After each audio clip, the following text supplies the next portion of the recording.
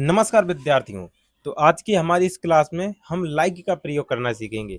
Like का अर्थ होता है पसंद है, यानी कि जब हमें कोई भी चीज़ पसंद होती है तो हम उसे कहते हैं कि लाइक है वो हमें, यानी कि हमें वही चीज़ लाइक है, हम उसे लाइक करते हैं, पसंद करते हैं।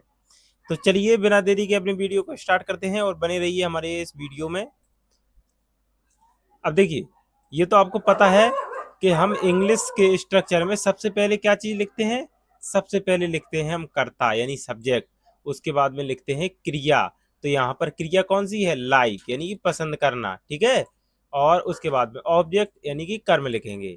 और अगर स्थान वाली चीजें आती हैं, शब्द आते हैं, तो हम इसके बाद लिखेंगे, और समय आता है तो इसके भी बाद लिखेंगे। इस प्रकार ये इंग्लिश का स्ट्रक्चर है, मैंने पहले ही बता दिया है फर्स्ट वीडियो में ही।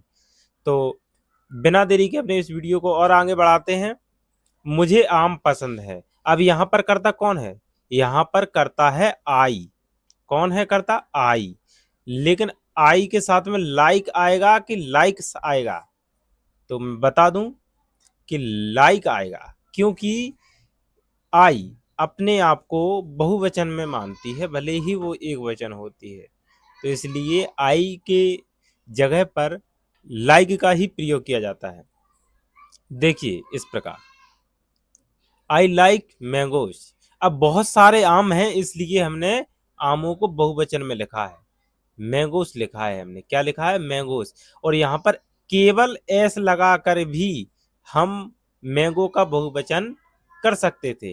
लेकिन यदि हम कहते कि मुझे एक आम पसंद है, तो यहाँ पर क्या होता, आई लाइक अ मैंगो, ठीक है। लेकिन यहाँ पर बहुत सारे आमों की बात हो रही है, इसलिए मैंगोज। उसे संगीत पसंद है। किसको है संगीत पसंद, उसको, यानी ही लाइक्स म्यूजिक।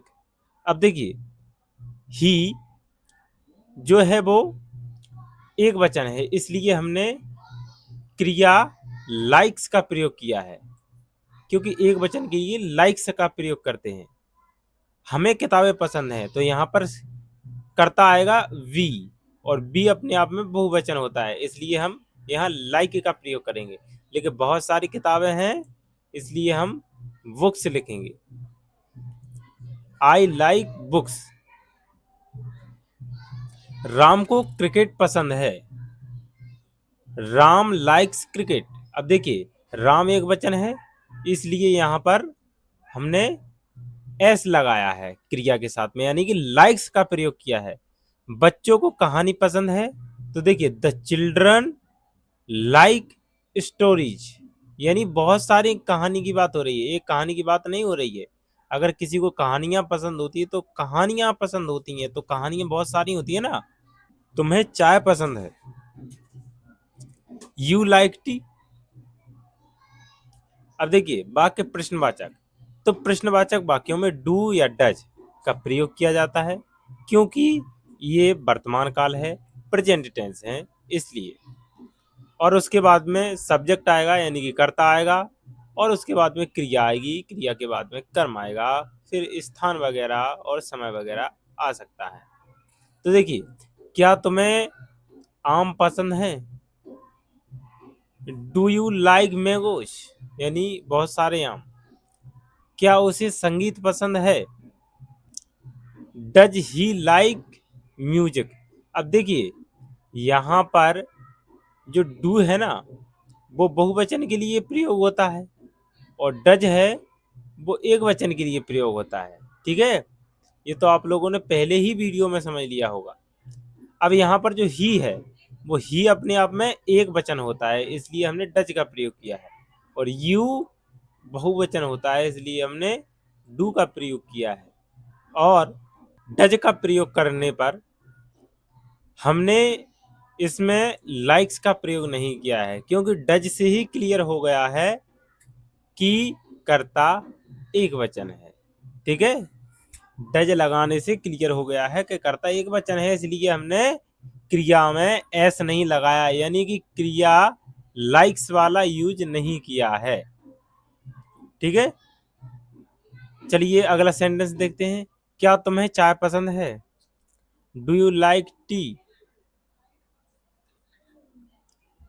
क्या राम को क्रिकेट पसंद है? Does Ram like cricket? क्योंकि राम एक वचन है इसलिए हमने डज का प्रयोग किया, और बहुवचन होता तो डू का प्रयोग करते।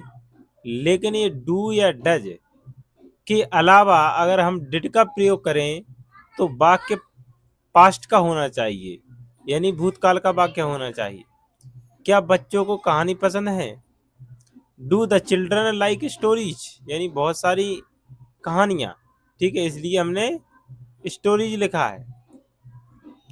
डू यानी कि बहुवचन, तो बच्चे तो बहुवचन है ना ऑलरेडी, यहाँ पर बहुत सारे बच्चों की बात हो रही है। क्या हमें यह फिल्म पसंद है? Do we like this movie? ठीक है, अब देखिए WH वर्ड के साथ में,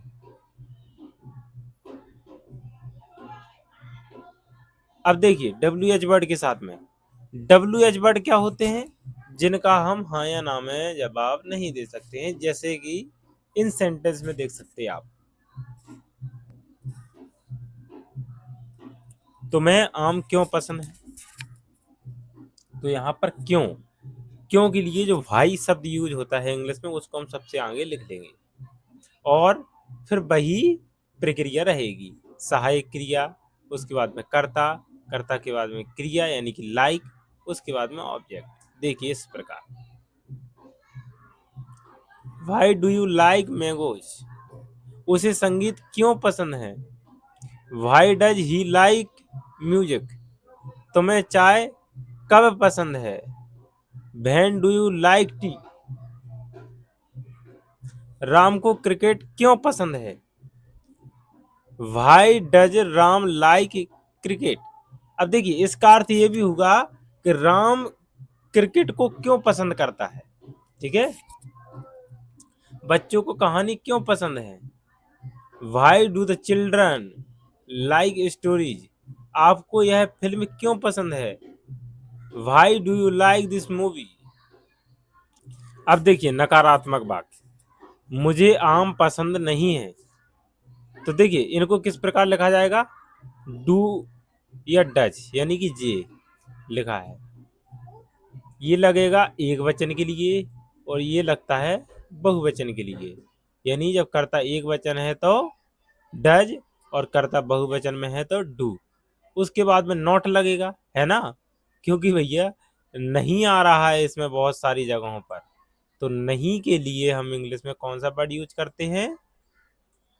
हम करते हैं नॉट। और नॉट कहाँ लगता है? मुख्य क्रिया से ठीक पहले। लेकिन नॉट की एक शर्त होती है कि भैया हमारे पहले सहायक क्रिया का यूज जरूर करें। तो हमने सहायक क्रिया यूज किया, तो सहायक क्रिया के लिए हमें टेंस देखना पड़ा कि कौन सा है, प्रेजेंट टेंस है या पास्ट टेंस है यानी भूतकाल है, या भविष्य काल है यानी कि फ्यूचर टेंस। तो हमें पता चलता है कि ये तो वर्तमान काल है, वर्तमान की बातें चल रही हैं। तो इसमें हम डू या डज लगाते हैं। अब डू कब लगाते हैं? जब कर्ता बहुवचन में होता है। डज कब लगाते हैं? जब कर्ता एक वचन में होता है। तो चलिए बिना देरी के अपने इस पेज को भी समझते हैं। मुझे आम पसंद नहीं है। I do not like mangoes यानी बहुत सारे आम। उसे संगीत पसंद नहीं है। He does not like music, हमें यह फिल्म पसंद नहीं है। We do not like this movie, Ram को क्रिकेट पसंद नहीं है। Ram does not like cricket, बच्चों को सब्जी पसंद नहीं है। The children do not like vegetables, यानी बहुत सारी सब्जी। ठीक है, क्या होगा? बहुत सारी सब्जी। तुम्हें चाय पसंद नहीं है। You do not like tea. अब देखिए वाक्य प्रश्नवाचक भी है और वाक्य नकारात्मक भी है। तो देखिए नकारात्मक की वजह से भी सहायक क्रिया का यूज होता है और प्रश्नवाचक की भी वजह से सहायक क्रिया का यूज होता है। लेकिन नकारात्मक वाक्य कहता है कि भाई कहीं भी लगा दो। ठीक है, क्योंकि वाक्य नकारात्मक है। नॉट कहता है भैया लेकिन मुझसे पहले सहायक क्रिया लगाओ। लेकिन प्रश्नवाचक वाक्य कहता है कि भैया आप क्रिया लगाओ और कर्ता के भी आगे। तो यहाँ पर नॉट के साथ में यहाँ पर हम डू या डज लगाते हैं तो नॉट के लिए योग्य हो गए, और डू या डज कर्ता के भी आगे लगा रहे हैं, इसलिए ये प्रश्नवाचक वाक्य की भी डिमांड पूरी हो गई। क्योंकि प्रश्नवाचक वाक्य कहता है भैया सहायक क्रिया लगाओ और कर्ता के भी आगे लगाओ, तो अपनी इस सेंटेंस में सहायक क्रिया का यूज भी हो गया है और आगे भी लग गई है, तो ये दोनों शर्तें पूरी करता है। अब देखिए, क्या तुम्हें आम पसंद नहीं है? Do you not like mangoes? क्या उसे संगीत पसंद नहीं है? Does he not like music? क्या हमें यह फिल्म पसंद नहीं है? Do we not like this movie? क्या राम को क्रिकेट पसंद नहीं है? Does Ram not like cricket? क्या बच्चों को सब्जी पसंद नहीं है? Do the children not like vegetables? क्या तुम्हें चाय पसंद नहीं है? Do you not like tea? अब देखिए, इनके बहुत सारे स्ट्रक्चर जो रखे थे लिखकर वो ये रहे। यही सारे स्ट्रक्चर आपको याद करने होंगे, ये सारे के सारे मैंने पढ़ा दिए हैं। और अगर आप इसके नोट्स भी डाउनलोड करना चाहते हैं तो डिस्क्रिप्शन बॉक्स में जाइए, आपको नोट्स मिल जाएंगे। धन्यवाद।